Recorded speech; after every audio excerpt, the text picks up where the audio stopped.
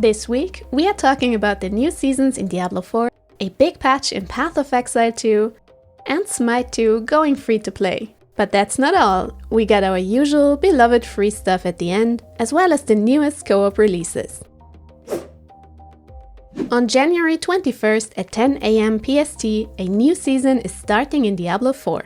In Season of Witchcraft, players will uncover the mystery behind the disappearance of some of the heads hanging on the Tree of Whispers. Some heads have found themselves new bodies to roam Sanctuary and spread their corruption, called the Headrotten. Players will unlock witchcraft powers of 4 schools. Some skills are reimagined versions of the Witch Doctor's skills from Diablo 3.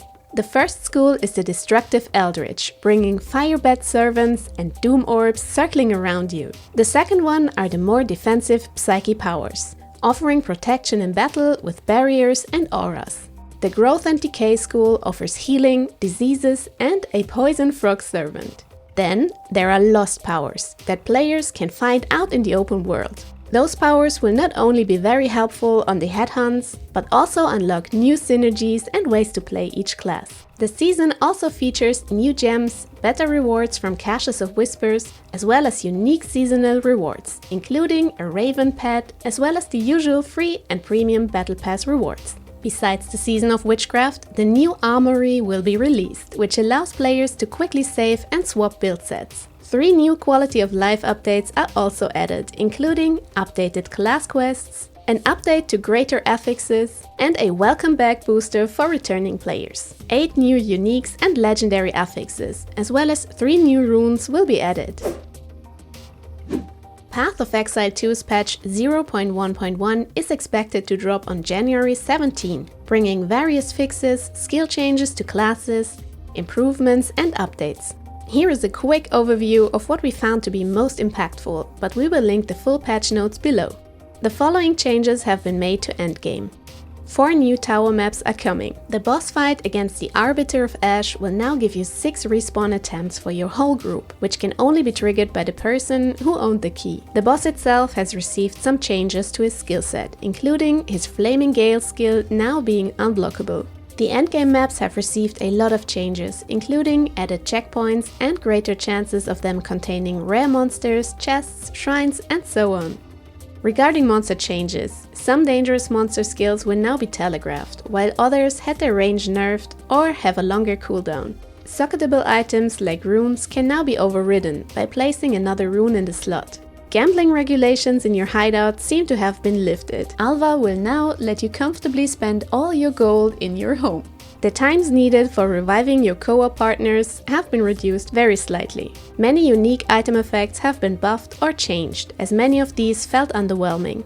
A lot of controller improvements were made, including new bindables, shortcuts, and a better auto-targeting logic for some fights, as well as bug fixes in couch co-op for player 2. Console players will finally be able to use item filters by subscribing to a filter on the Path of Exile website. In the Game tab in the settings, you can set up a link to the item filter. While these points didn't fix all issues, especially regarding co-op, it's good to see they are doing their best to make quick changes and improvements. On January 15, third-person 5v5 MOBA Smite 2 left the closed alpha and has now entered the free-to-play open beta phase on PS5, Xbox Series X and S, PC and Steam Deck. Currently, there are 45 gods available to choose from and play, from the Greek, Egyptian, Norse and other mythologies. A new 3 vs 3 game mode was added, alongside the available Conquest and Assault game modes.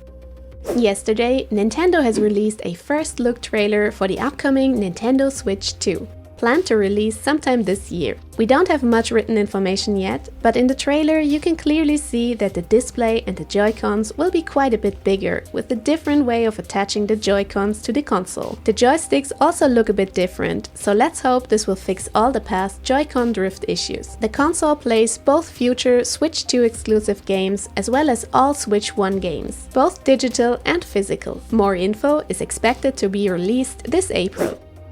Now on to this week's free stuff. If you enjoy escape room style puzzles, head over to the Epic Games Store to grab Escape Academy for free. Until January 23rd, play in local or online co-op with a friend and solve different challenging puzzles together. If chaotic action roguelikes are more your style, sign up for the open beta for 33 Immortals on the Epic Games Store. Starting January 28, raid teams of 33 players in total will have to cooperate and survive hordes of monsters and massive bosses. It has instant matchmaking and a perks and upgrade system to improve your character. We put the link for the sign up in the description box. We also had some new game releases during the past week. Aloft launched into early access on Steam. It's a cozy survival sandbox game that lets you glide through the skies and build your own flying island. It has co-op for up to 8 players and there is even a free demo available.